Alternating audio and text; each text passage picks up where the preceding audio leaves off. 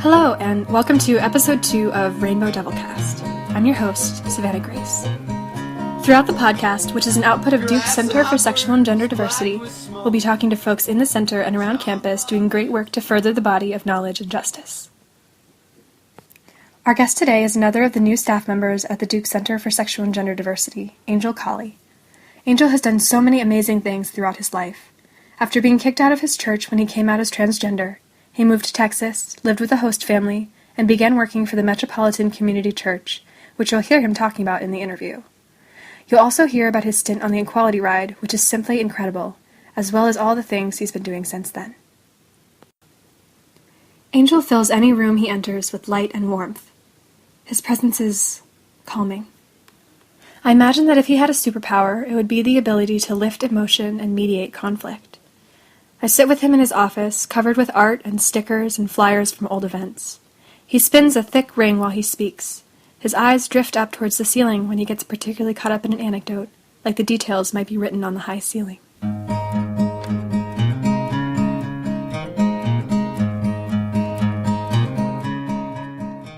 My name is Angel Collie. The pronouns I use are he, him, and his, and I am the very new assistant director. I came out at 14 and in a lot of ways I think became an activist then because I had to. After coming out, I got kicked out of my church, and it was one of those small towns where my PE teacher was also my Sunday school teacher, and the church and the community all kind of sometimes looks like one and interacted, and there was no such thing as not knowing everything about everyone's life because of the gossip train. And so coming out in that environment was pretty difficult. And in a lot of ways, it impacted every area of my life. So at first, my grandparents weren't so great about it. My mom wasn't so great about it. The church kicked me out and tried to put me in reparative therapy, which was really fascinating.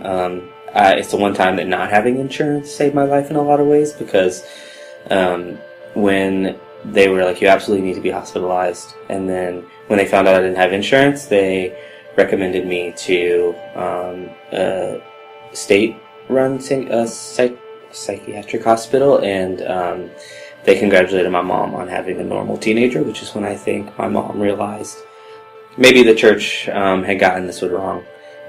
So I stopped going to church for a while, and the reason I share that story is because I think it was foundational in a lot of the work that I do now.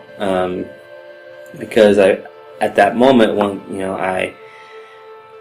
as I was separated from the church, I felt really lost, and there was kind of this void that I at least felt like I couldn't fill. And so I eventually found a church called Metropolitan Community Church, which is a Christian church that reaches out specifically to the LGBTQ community. It was founded a year before Stonewall in Los Angeles by 12 LG, I would say probably identified folks who had been kicked out of their own churches and traditions and still wanted to find a way to connect around faith.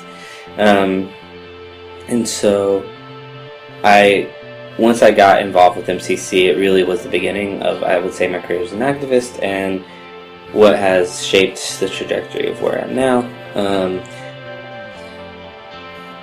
I got a job with MCC at, I want to say 16, after being on the Equality Ride for 2 years, and the Equality Ride is it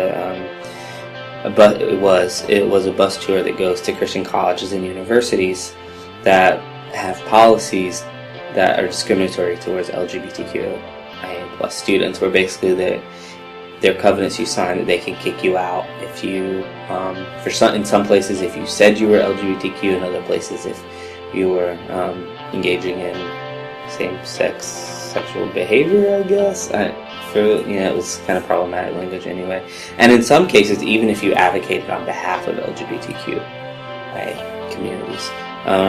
So schools like, Jerry Falwell's Liberty University, Brigham Young, places like that.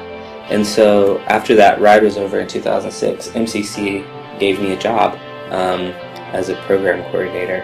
It was a part-time job, so I could be in school, and I'd say, my goal was really to get my MDiv. I don't think I was very driven by college, but it was that calling that kind of gave me the motivation, or at least a goal. Like, oh, well, okay, I have to have an MDiv to get ordained or to do this work, so I guess I'm going to go to college. I had a lot of opportunities during my time at UNC to begin to expand my activism in a lot of ways. One, working with the LGBTQ Center and studying the kind of academic queer theory, sexuality studies piece in the classroom. After UNC and kind of getting some of the international connections, working with IGLYO, which is the International Gay Lesbian Youth Organization, and the spelled out they include the bi and trans. It's just, like in the original acronym, it wasn't there.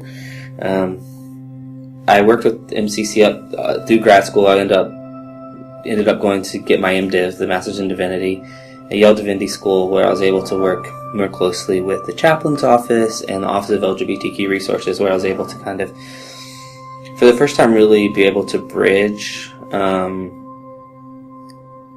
the sexuality and spirituality piece in a way that was kind of more rooted in the community I was living in. Because I would say, to get to the MCC, it was at least an hour and a half away from where I lived, or to get to the youth organization that was in Durham, it was an hour and a half to get there. And so that was really kind of a formative experience, being able to kind of be rooted in a community and do that work. We co-started with the chaplain's office with Maytal and a couple of other folks, Holy Queer, which was a discussion group in collaboration between the two offices at the intersection of sexuality and spirituality. So spirituality at its kind of broadest meaning, and sexuality in its broadest meaning, but to kind of put those things in conversation with each other.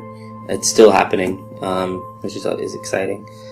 And then I graduated from YDS and got a job at the LGBTQ Center at UNC, which again I worked at during undergrad, and that was up until, and now I worked there for about 2 days under 2 years, and I was able to kind of be back on a college campus, which was something that during the equality ride and during kind of my own kind of academic journey had really grown to love working within that context, working with the chaplain's office and Office of LGBTQ Resources while I was at Yale. And so in some ways it was an interesting move to feel like the call of my life was to go work with MCC, but then to find out when I got to the end of my time that wasn't the doors that had opened, or that it seemed like was the right direction for me to go in. And so I graduated in May. I started my job in UNC in August, and stopped working for MCC in September. And then I worked at UNC for 2 years doing their Safe Zone training as the assistant director, so doing Safe Zone training, working with student groups, organizations, and working with programs such as Coming Out Day and Trans Day of Remembrance, Trans Day of Visibility, Ally Week, and things like that. And then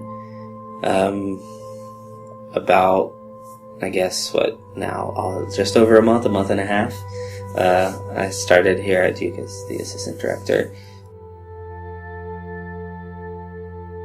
So I went outside because we were in the middle of staff meeting, which again, this timing is always impeccable.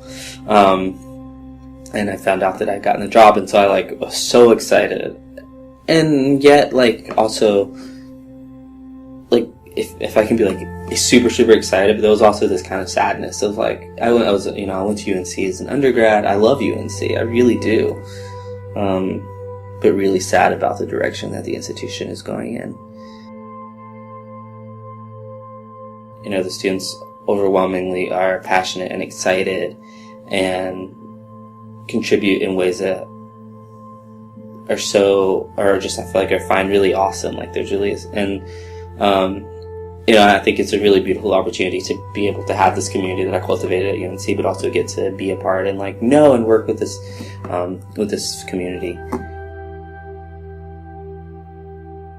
So there are still the kind of fears and insecurities that come with it. And so finding my place here and beginning to feel confident in my voice and like why I'm here is kind of where I'm at right now. And so I'm excited about the opportunity to learn and do things differently. I think I think every community is going to be a little bit different in how it approaches education and how it approaches language and how it lives out their kind of values and on a daily basis. And so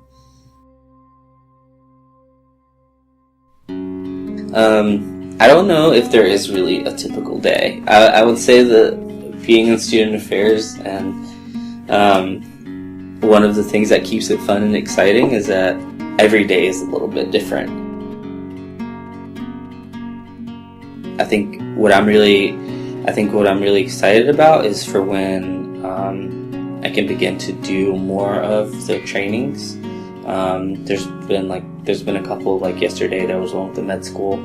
So to be able to have access to talk to, almost 100, future doctors and healthcare providers about what trans-inclusive care might look like, is part of kind of what I live for and what I get so excited and passionate about. And I feel really lucky to be able to come into this space and do this work every day. As with our previous guests, I asked Angel if he has any self-care practices or rituals to share with our listeners. He grins and laughs, a little self-deprecating. Self-care, yes, that thing. So I would say giving myself permission to be present and in community. So what that means for me is like prioritizing the folks that are in front of me and the relationships with the people over sometimes, it might mean I need to answer a couple of emails when I get home, but like taking those breaks to be in community, I think are really life-giving for me. Travel is a big part of my own self-care in terms of like it's something that I feel really alive when I'm doing, and it's something that gives me the kind of time to disconnect and be present, fully present to something else. And then I would say, my partner and my puppy and my kitties are also a big part of just my daily, coming home and being present to them and trying to have some kind of work-life balance around that, because I think it's easy to do the work all the time because there's always so much to do, especially when we're doing kind of activism and social justice work. And then, of course, like for me, my kind of spirituality and faith is a big piece of that. So being intentional about taking times to just be quiet and to be contemplative and to read different devotionals and go to church and just like be immersed in the music and in the preaching and as a way to just kind of connect to a calling that I think is much bigger than me. And I guess what I mean by that is like, for me, I think my love for justice and for the sacredness and of every individual is really driven or informed by my faith.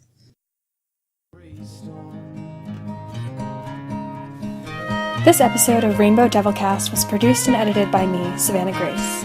Special thanks to my guest, Angel Collie. Hugs to my emotional supporters Nick Antonici, Sky Wilson, Melly Bonanno, Minerva Bonanno, Janelle Taylor, Michael Pledgy, Quinn Baker, Ivan Robles, and Wandy Che. Our theme song is Two-Hearted River by Snake Oil Salesman. Other music for this episode was Relaxing by Ben Sound, White Squirrel by Scrapple, and Jupiter the Blue by Gillicuddy. Get new episodes of the podcast by subscribing to the CSGD YouTube channel or SoundCloud, or by liking the Center for Sexual and Gender Diversity at Duke on Facebook. You can find out more information about the center at studentaffairs.duke.edu/CSGD. See you in 2 weeks. Peace and love. I really do feel like super lucky to get to work with people who I know are gonna make the world a better place and who are gonna have such a positive impact. And it gives me kind of like hope and excitement. And so thank you for what you're doing. He's just flattering me because we're on tape. I said those things not on tape. But the listeners don't know that. True.